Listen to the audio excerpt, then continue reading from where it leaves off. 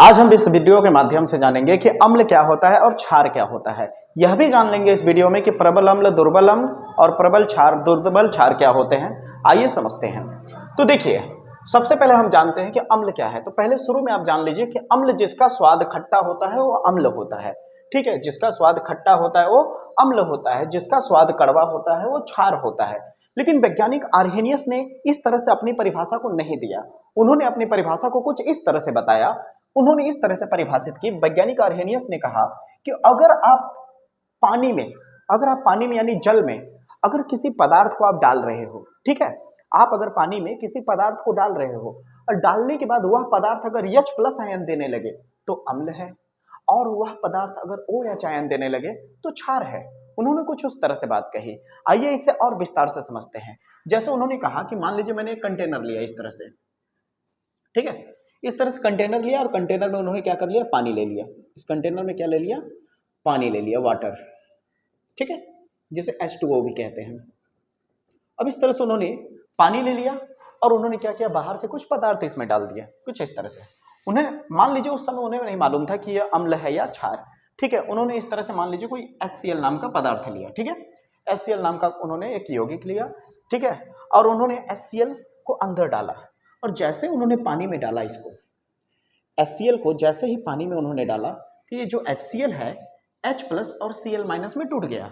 यानी इस पानी में क्या बनना शुरू हो गया, H प्लस बनना शुरू हो गया। क्या बनना शुरू हो गया, H प्लस बनना शुरू हो गया। और उन्होंने कह दिया कि इसका मतलब यह जो मैंने डाला था वो क्या है, अम्ल है, अम्लीय प्रकृति का है।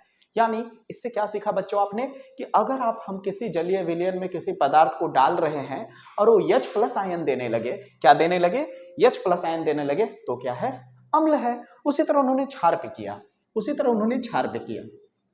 इस तरह से उन्होंने पानी लिया इस तरह से, और बाहर से किसी पदार्थ को उन्होंने डाल दिया। जैसे NaOH को हम लोग ले लेते हैं, NaOH को ले लेते हैं। उन्होंने क्या किया बच्चों कि उन्होंने NaOH को पानी में डाला, और जैसे ही NaOH को पानी में डाला तो क्या बनना शुरू हो गया, OH minus, OH minus, OH minus, इस तरह से पानी के अंदर आना इकट्ठा हो गया। ठीक है, क्या देने लगा ये NaOH, क्या देने लगा, OH माइनस देने लगा। इससे उन्होंने कहा कि अगर किसी पदार्थ को आप पानी में डालते हो और OH माइनस में टूटने लगे, OH माइनस में टूटने लगे, तो समझ लीजिए वो क्या है, क्षार है।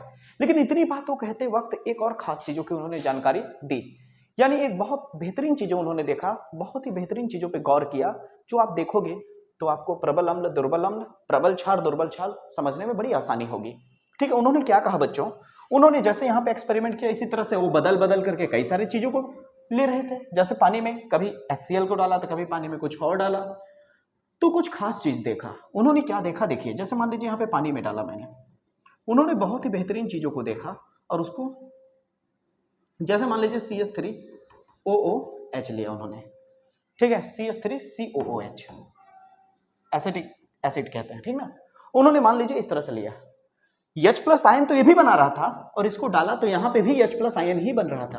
तो H प्लस आयन ये भी बना रहा है, H प्लस आयन ये भी बना रहा है। इसका मतलब क्या हो, अम्ल तो ये भी है, अम्ल तो ये भी है। लेकिन खास देखा क्या उन्होंने, खास उन्होंने क्या देखा मैं बताता हूं आपको। उन्होंने यह खास देखा कि जैसे ही वो डाल रहे थे तो कभी कभी क्या हो रहा था कि जितने H प्लस आयन उसके पास है वो पूरी तरह नहीं टूट रहे थे, और कुछ ऐसे भी पदार्थ थे जितने उसके पास H प्लस आयन थे पानी में जाने पर पूरी तरह टूट जा रहे थे। कहने का मतलब है मेरा स्टूडेंट, जैसे मान लीजिए इसके पास H 100 बार है, इसके पास भी H 100 बार है। ध्यान से सुनिएगा, अभी आपको एकदम क्लियर समझ में आ जाएगा कि प्रबल अम्ल और दुर्बल अम्ल क्या होता है, कभी जीवन में नहीं भूलेंगे। आप ध्यान से देखिएगा कि इसके पास मान लीजिए 100 H प्लस है, इसके पास भी 100 H प्लस है। जैसे उन्होंने पानी के अंदर डाला तो मान लीजिए इसके 100 H प्लस है, इसके पास कितने हैं, 100। जैसे ही पानी के अंदर गया तो क्या बनना शुरू हो गया, H plus, H plus, H plus, H plus, H plus, Cl minus भी बन रहा है, ऐसी बात नहीं है, ठीक ना। H प्लस, H प्लस, ऐसे खूब सारा H प्लस देने लगा। जैसे मान लीजिए यहाँ पे 100 H प्लस है, इसने 100 के 100 H प्लस बना लिए। मान लीजिए इसने कितने, 100 के 100 H प्लस बना लिए, इसने 100 के 100 H प्लस बना लिए। लेकिन इसमें क्या हो रहा था कि जैसे ही मैं इसको अंदर डाला तो जैसे मान लीजिए इसके पास 100 H प्लस है, लेकिन जब इस H प्लस बन रहे थे बहुत कम मात्रा में बन रहे थे। क्या बन रहे थे, बहुत कम मात्रा में। जैसे इसके पास मान लीजिए 40 H प्लस बन गया, तो बताइए, होने के लिए तो इसके पास बहुत सारे हैं, लेकिन टूट कितना रहा है, बहुत कम से कम टूट रहा है। H प्लस में पानी के अंदर जाने पर बहुत कम से कम टूट रहा है, और ये पानी के अंदर जाने पर क्या हो रहा है, H प्लस ज्यादा मात्रा में दे रहा है। तो कहने का मतलब यहाँ पे है, उन्होंने खास चीजें क्या देखा, उन्होंने खास चीजें यह देखा कि बहुत से ऐसे पदार्थ हैं जिनके पास H+ तो बहुत सारा है लेकिन पूरी तरह दे नहीं रहे हैं, और कुछ ऐसे भी पदार्थ है जिनके पास H+ तो है लेकिन वो पूरी तरह दे रहे हैं। इससे क्या सीखा?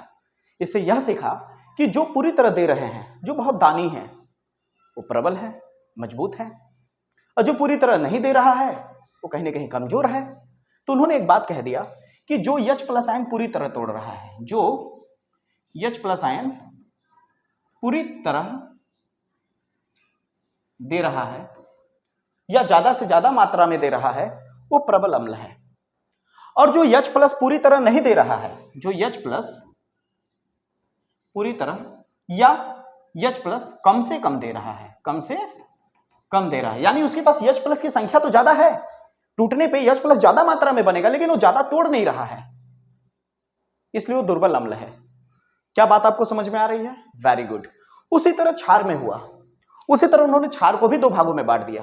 क्षार को कैसे बांटा? प्रबल क्षार और दुर्बल क्षार, यानी स्ट्रॉन्ग बेस और वीक बेस में उन्होंने बांट दिया। जैसे मैंने कई सारे एग्जांपल भी दे रखे हैं आपको समझने के लिए।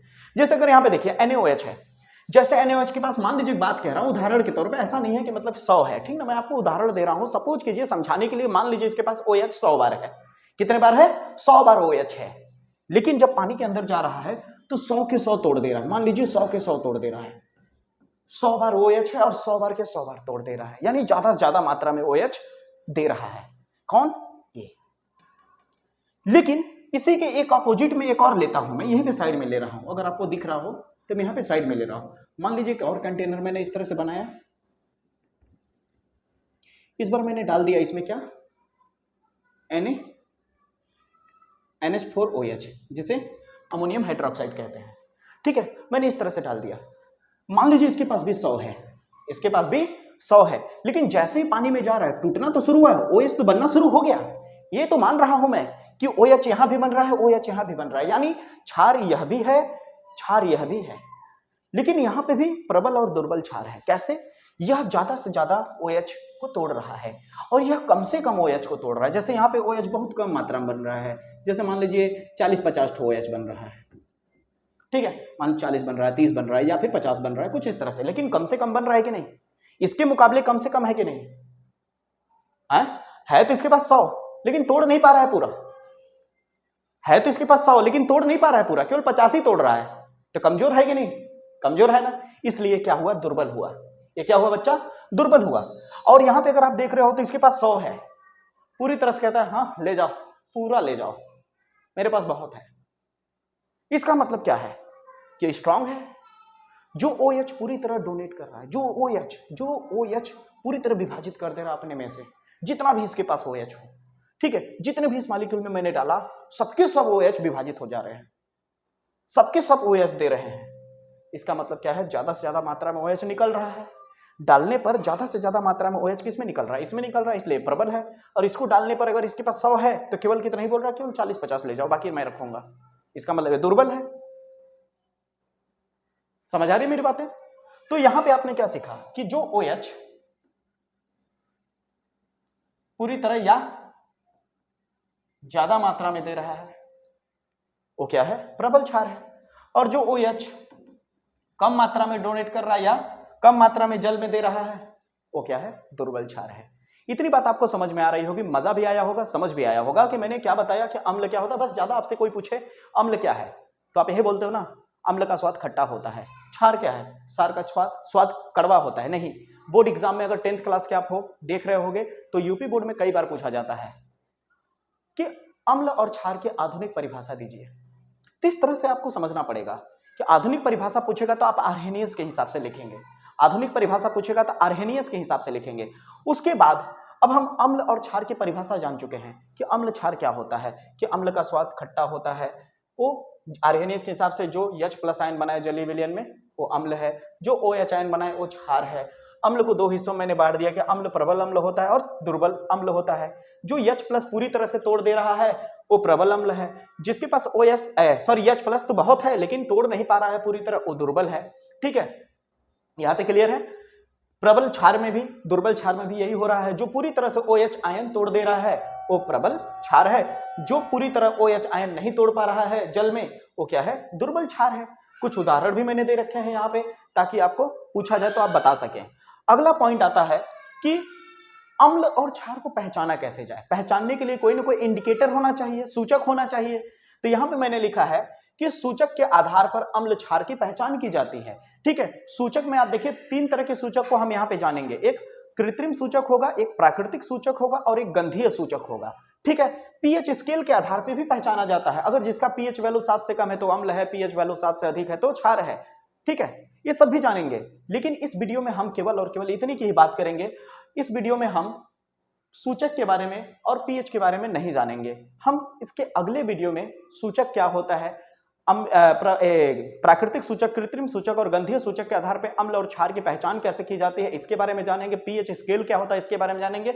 इस वीडियो में इन सबको न बताने का कारण यह है मेरे दोस्तों, क्योंकि सूचक के बारे में ज्यादातर मैं प्रैक्टिकल करके आपको आंख के सामने दिखाऊंगा। ठीक है, हल्दी का प्रयोग करूंगा, प्राकृतिक सूचक में लिटमस पेपर का यूज करूंगा मैं। ठीक है, ये सब चीजों का प्रयोग करके मैं आपको दिखाऊंगा कि किस तरह से क्या कहते हैं अम्ल और क्षार की पहचान की जाती है। अगर वीडियो आपको पसंद आया हो तो लाइक कीजिए, शेयर करिए, सब्सक्राइब कीजिए और सभी तक इस वीडियो को पहुंचाइए ताकि सभी लोग इस वीडियो को देख सके। और पसंद आया हो तो धन्यवाद।